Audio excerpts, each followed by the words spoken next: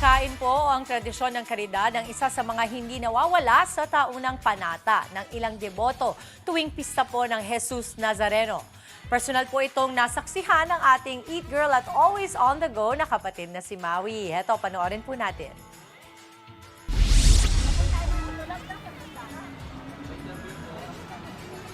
Good morning mga kapatid! Ngayong araw po ang araw ng traslasyon, January 9 at ito na nga po ang mga deboto po ay nagdadagsaan na, nagpupuntahan na po. Dito po kami sa Quiapo at dito po sa likod ko, ito na may nagaganap na po mga nagbibigay ng mga libreng pagkain para po sa mga deboto, mga mabubuting loob na kusa lang po talaga nilang ino-offer ito mga pagkain nila, no? Kaya gusto ko pong makausap ang nag-organize ito. Tuwagin ko po si Ate Imelda. Hi, Ate Imelda. Hi. Good morning, kapatid. Good morning na ba? Good morning po. Okay, Ate Imelda, kwentuhan niyo po kami. Kayo po ay mga deboto no, ng Jesus Nazareno. Paano po kayo nagsimula sa pamimigay niyo ng mga libreng pagkain, kumbaga tinatawag yung karidad? Nung nakikita namin na mga nakapaa sila, gutom, siyempre naglakad sila. Yes. So naisip namin na why na makipag-agawan na kami doon at humila ng lubid ang asawa ko, mamigay na lang kami, panata na rin yun. Oh, so ito yung panata Yan niyo, na lang, Ate oo. Imelda. Ate, ang tanong ko po sa inyo, how long niyo na ginagawa itong panata yung nagbibigay kayo ng mga pagkain? More or less, mga 15 to 10 years kasi noon hindi naman ganito kadami. Opo. Hindi ganito kadami. Pero kami devoted in 30 years na more than pa. Kasi Opo. binata pa yung asawa ko, dalaga pa ako. Oo, so ginagawa niyo na talaga to. Oo. Tapos, nung sumobra dami ng tao, hindi naman namin i-risk na yung buhay namin doon. Opo. What if na tumulong kami with my organization, Eagles Brotherhood. Okay. So meaning sa inyo talaga to ng Pera namin. Sarili nyo. Yeah. So kung magandang loob po sa loob yung ginagawa para sa mga kapwa deboto nyo. Yeah. Pakita lang po natin mga kapatid, Ate Imelda, ano po pinamimigay nating pagkain? Yung adobo kanina naubos na, adobo Opo. with egg. Ito naman, pastel. Okay, pastel naman po. With egg. Bibigyan ng egg. So yun, banda, ayan, may egg po na hawak. Water. Tsaka water. Okay, so mga nakakailang pagkain po na bibigay nyo at tubig din.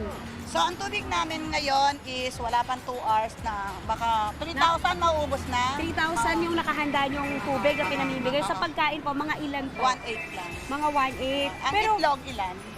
ilan ang itlog nyo? 1,500. 1,500 pieces. At again, kayo lang po ang nag-organize ito. With my collaboration, Nazareth. Opo. Nazareth Transpo. 88 Nazareth Trans Services. Opo.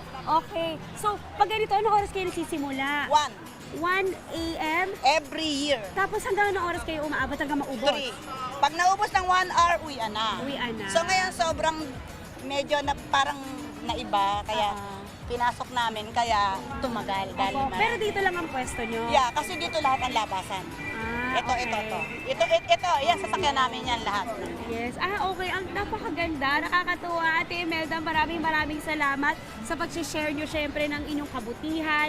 At I'm sure, tuwang-tuwa ang ating mga deboto kasi yun nga naman, mga naglalakad o nag-ready pa lang. Nakapaa pa. So talagang, kumbaga, gutom na gutom din sila, no? At nakakatuwa, ito nga, kayo ay nagbibigay ng mga pagkain na libre. Maraming salamat, Ate Pwede ko lang Imelda. batiin yung region ko. Yes po. Binabati ko ang CLR1, Kakibat, Bulacan Golden Lady Eagles Club, ang aking club, under CLR1.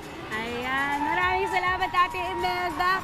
O ayan po muna ang update dito mga kapatid. Mamaya po, sasamahan ko ulit kayo para sa more updates po pagdating po doon sa May Quiapo Church. Kaya back to the studio muna.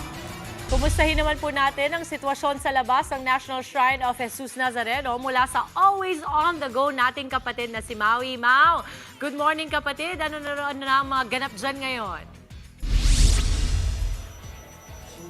Good morning, Mama Dims! Yes, live na live tayo ngayon dito sa Minor Basilica and National Shrine of Jesus Nazareno o Quiapo Church po, no?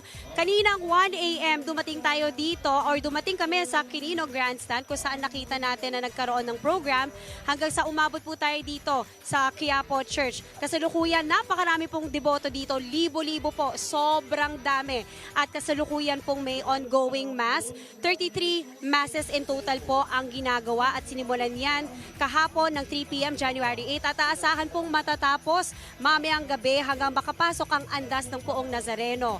33 po dahil yan po ang simbolo ng edad ni Kristo nang magdusa, mamatay sa krus at muli pong mabuhay. So ngayon po nakikita natin marami mga deboto na talagang naglalakad dito at may kanya-kanya silang mga panata. Kaninang madaling araw meron din tayong naabutan na mga nagpapakain ng libre at part din po yun ng panata nila. No? So kumbaga part din yun ng pagiging mabuting loob nila kasi nakikita nga nila na grabe po ang nilalakad ng mga deboto simula kaninang madaling araw hanggang ngayon at yung iba nga po nagmamas na po sa loob at yun nga po oras-oras po ang mass nila. At ngayon pong umaga may interview po tayong deboto. Kuya, halika, pasok kayo. Hi sir. Eto na, kausapin po natin siya mga kapatid. Hi! Good morning po. Ano pangalan nila? Peter po. Okay, Sir Peter, kayo po ay deboto dito ng ating Jesus Nazareno. Gaano katagal na po kayong deboto?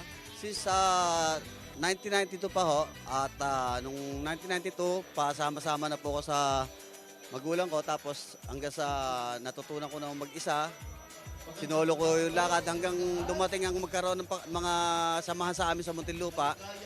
Napasama po ako sa kanila ng 2005 or 2006, 2006. Opo. Tapos ngayon, sino kasama niyo dito ngayon? Yung asawa ko po at saka isang anak ko napapalit naman sa akin. So sinasama niyo na sila ngayon taon-taon?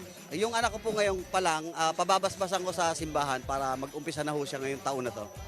Paano po, yung ganito po, usually meron po kayong mga panata, di ba? Yearly, nag-iiba-iba ang panata niyo po ba? Or talagang meron na kayong generic na panata? Simula nung 1989, nagpapasana ako ng krus ng penitensya sa lugar namin. Pinagpapatuloy ko yun hanggang ngayon, hanggang kaya ko pa. At ngayon, mula noon hanggang sa ngayon, hindi ako nabitaw sa pagpupunta sa piyesta ng Poong Jesus Nazareno. Ano po ang hinihiling nyo? Unang hiling ko talaga sa Poong Jesus Nazareno, gabayan kami po buong pamilya, higit lalo na aking mga anak, yung apo ko ngayon, at sumunod na yung aking mga kapatira na nagiging natututong mamasan dito sa lugar ng Quiapo. At tuloy nila ang kanilang debosyon ng walang takot at walang pangamba, ibigay nila ang sarili nila sa Panginoong Jesus Nazareno. Yun. Ano po yung mahalaga nyong natutunan bilang ilang taon na po kayong deboto ng Jesus Nazareno? Naging mapatawad ako sa mga nakakaaway ko. O hindi ako makaaway ko man sila, hindi ako nagtatanim ng sama ng loob. Basta lumipas na yung pag-aaway namin, okay na ako sa kanila. Tapos na ho yun. Wala po akong tanim ng utang ng sama ng loob lagi sa kanila. Ang ganda naman doon kasi ayaw nga natin magkim-kim din ng galit. Sir, ang tanong ko sa inyo, meron po ba kayong mga natutunan bilang ilang taon na kayong pupunta dito? Yearly kayong napunta po, di ba? Ano po yung natututunan nyo? Kasi every year ang sitwasyon talaga siksikan, ang daming syempre, di ba? Yung safety po, ano pong maia-advise nyo sa mga pupunta dito ang mga kapwa-deboto nyo? Nung araw, nung kami pa lang nung bago-baguhan, hindi naman ganito yung sitwasyon namin dati.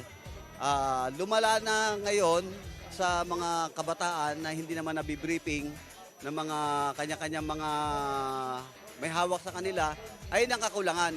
Siguro dapat talaga na kada magpapasok kayo, magsasama kayo sa Quiapo, sa Poong Jesus Nazareno, nabibriefing dapat ang mga kabataan. Hindi yung basta pasasalang na lang ng basta-basta kasi nagkakaroon ng problema eh. Nawawala na yung mga dati namin ginagawa. Kapag kami umangat ng kamay, maraming umihila agad. Ngayon nawala na po eh. Kumbaga kanya-kanyang lakad na. Sana naman po wag ng ganon. Mabago uli yung mabalik sa dati yung mga ano. Kaya yung para sa akin, ang pagsasama rito sa Poong Jesus Nazareno hindi basta-basta kasi walang halong biro ito eh.